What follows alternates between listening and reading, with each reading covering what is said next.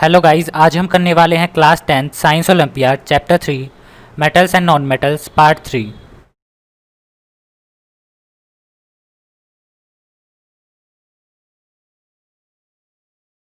तो सबसे पहले है क्वेश्चन नंबर 11।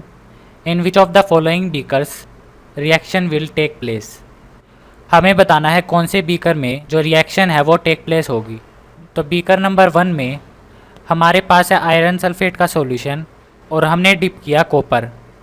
जो कॉपर है ये कम रिएक्टिव होता है आयरन से, तो ये आयरन को डिस्प्लेस नहीं कर सकता आयरन सल्फेट में से।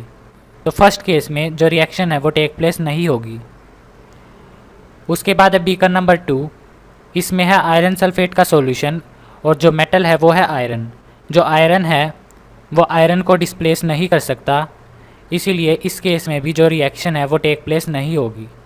उसके बाद है आयरन सल्फेट का सॉल्यूशन और जो मेटल है वो है जिंक। जो जिंक होता है ये आयरन से ज़्यादा रिएक्टिव होता है, तो ये आयरन को डिस्प्लेस करेगा आयरन सल्फेट के सॉल्यूशन में से और जो रिएक्शन है वो टेक प्लेस होगी थर्ड में। उसके बाद है एल्यूमिनियम। एल्यूमिनियम भी हमारा ज़्यादा रिएक्टिव होता है आयरन से, तो ये डिस्प्लेस करेगा आयरन को आयरन सल्फेट सॉल्यूशन में से। तो फोर्थ केस में भी जो रिएक्शन है वो टेक प्लेस होगी।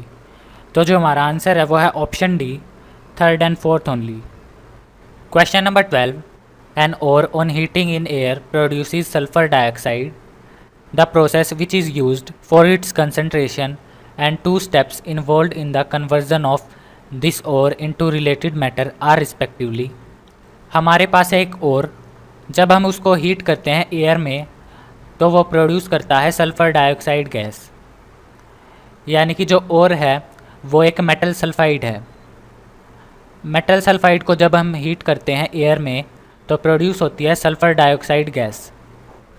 सबसे पहले हमें बताना है प्रोसेस जिसकी मदद से हम मेटल सल्फाइड को कॉन्सेंट्रेट कर सकते हैं। तो सबसे पहले देखते हैं कॉन्सेंट्रेशन का मतलब। तो जब हम किसी ओर को अर्थ में से निकालते हैं तो उस ओर के अंदर गैंग पार्टिकल्स भी इंक्लूडेड होते हैं। गैंग पार्टिकल्स मतलब इम्प्योरिटीज़। तो हमारे पास होता है ओर प्लस गैंग पार्टिकल्स। तो कॉन्सेंट्रेशन का मतलब होता है गैंग पार्टिकल्स को रिमूव करना और जो ओर है इसको कलेक्ट करना। तो मेटल सल्फाइड के कंसंट्रेशन के लिए हम यूज़ करते हैं फ्रोथ फ्लोटेशन प्रोसेस। इस प्रोसेस में हमारे पास होता है एक बीकर, उसके अंदर होता है वाटर और पाइन ऑयल। जो फ्रोथ फ्लोटेशन प्रोसेस है ये बेस्ड होती है वेटिंग प्रॉपर्टीज़ पर।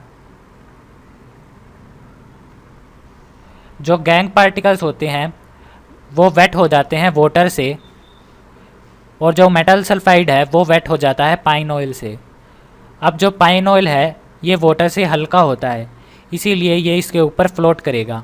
तो पाइन ऑयल के साथ जो मेटल सल्फाइड होगा वो भी इसके साथ चिपक जाएगा और ऊपर फ्लोट करेगा।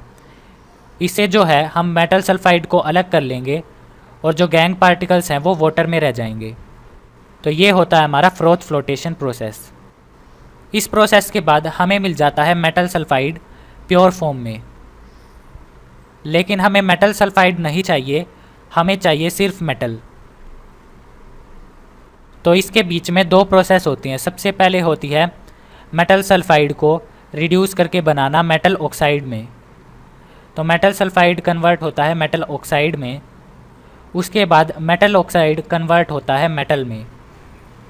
तो इसका जो आंसर है वो है ऑप्शन नंबर सी। सबसे पहले हम करेंगे फ्रोथ फ्लोटेशन प्रोसेस, उसके बाद हम कन्वर्ट करेंगे मेटल सल्फाइड को मेटल ऑक्साइड में, फिर हम रिड्यूस करेंगे मेटल ऑक्साइड को मेटल में। तो जो आंसर है वो है option number C.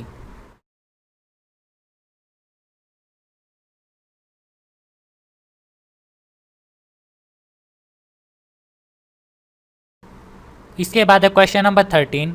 Which of the following statements about the given reaction is are incorrect. हमें बतानी है इनमें से कौन सी स्टेटमेंट इनकरेक्ट है। तो हमारे पास है Fe2O3 प्लस एल्यूमिनियम, ये रिएक्ट होते हैं और हमें मिलता है आयरन प्लस Al2O3। तो हमें बताना है कौन सी स्टेटमेंट इनकरेक्ट है इस रिएक्शन के अकॉर्डिंग। सबसे पहले है statement number 1, the mixture of Fe2O3 and aluminium is ignited by inserting a magnesium ribbon and then burning it. इसमें लिखा गया है कि जो Fe2O3 है और जो एल्यूमिनियम है इनको हम इग्नाइट करते हैं। इग्नाइट का मतलब हीट करना। इनको जो हम इग्नाइट करते हैं वो करते हैं मैग्नीशियम रिबन की हेल्प से। हम मैग्नीशियम रिबन को इंसर्ट करके उसे जला देते हैं, जिससे कि जो Fe2O3 है और जो एल्यूमिनियम है ये दोनों इग्नाइट होते हैं। तो ये स्टेटमेंट हमारी करेक्ट है। हम मैग्नीशियम रिबन को इंसर्ट करके उसको जला देते हैं, जिससे Fe2O3 और एल्यूमिनियम इग्नाइट होते हैं। उसके बाद statement 2, the reaction is used for welding the broken parts of iron machinery, railway tracks etcetera. इस रिएक्शन का हम यूज़ करते हैं वेल्ड करने के लिए broken parts of iron machinery and railway tracks. ये जो रिएक्शन होती है ये बहुत ज़्यादा एक्सोथर्मिक होती है। एक्सोथर्मिक का मतलब इस रिएक्शन में बहुत ज़्यादा हीट प्रोड्यूस होती है और हीट निकलने से जो आयरन होता है वो मेल्ट हो जाता है, जिससे कि जो ब्रोकन पार्ट्स हैं वो वेल्ड हो जाते हैं। इस रिएक्शन का हम यूज़ करते हैं रेलवे ट्रैक्स को जोड़ने के लिए, क्योंकि एक्सोथर्मिक होने के कारण जो आयरन है वो मेल्ट हो जाता है और जो रेलवे ट्रैक्स है वो जॉइन हो जाते हैं। तो ये स्टेटमेंट भी हमारी करेक्ट है। इसके बाद statement number 3, the whole process is called aluminothermy. इस पूरे प्रोसेस को हम कहते हैं एल्यूमिनोथर्मी। ये ऑप्शन हमारा करेक्ट है। उसके बाद statement 4, the reaction is highly endothermic. ये ऑप्शन हमारा इनकरेक्ट है। जो रिएक्शन है वो एक्सोथर्मिक होती है, ना कि एंडोथर्मिक। हमसे पूछा गया था इनकरेक्ट स्टेटमेंट, तो जो हमारा आंसर है वो है option number D, 4th only.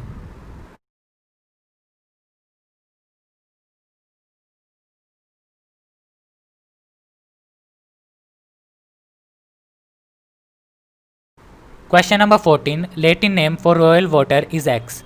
It is a mixture of y and z in the ratio 3:1. Some of the properties of x are different from y and z. What are x, y and z respectively?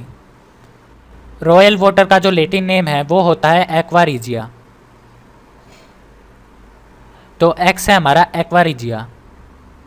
जो aqua regia है ये mixture होता है y और z का, जिनकी ratio है 3:1।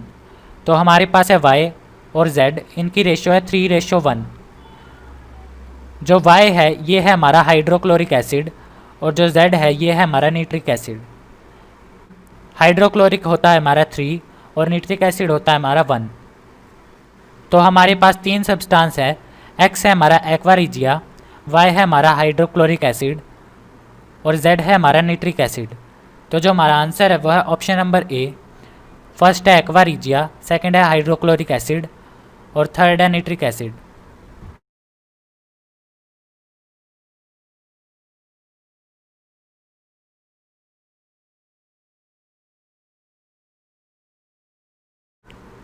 Question number 15, which of the following elements are metals.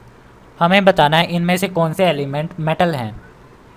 सबसे पहले है P, इसका एटॉमिक नंबर है 12 और इसका एटॉमिक मास है 24। वो एलिमेंट जिसका एटॉमिक नंबर 12 होता है वो होता है हमारा मैग्नीशियम। तो P है हमारा मैग्नीशियम। उसके बाद Q का एटॉमिक नंबर है 9 और इसका मास है 19। तो Q है हमारा फ्लोरीन। उसके बाद है R का एटॉमिक नंबर है 15 और इसका मास है 31। ये है हमारा फॉस्फोरस। उसके बाद है S, इसका एटॉमिक नंबर है 11 और इसका मास है 23। ये है हमारा सोडियम। हमसे पूछा गया था कौन सा एलिमेंट मेटल है। तो जो मैग्नीशियम है और जो सोडियम है ये है हमारे मेटल्स, और जो फ्लोरीन है और जो फॉस्फोरस है ये है हमारे नॉन मेटल्स। तो इस क्वेश्चन का जो करेक्ट आंसर है वो है option number C, first and fourth only. तो आज हमने किए क्वेश्चन नंबर 11 से लेकर क्वेश्चन नंबर 15 तक।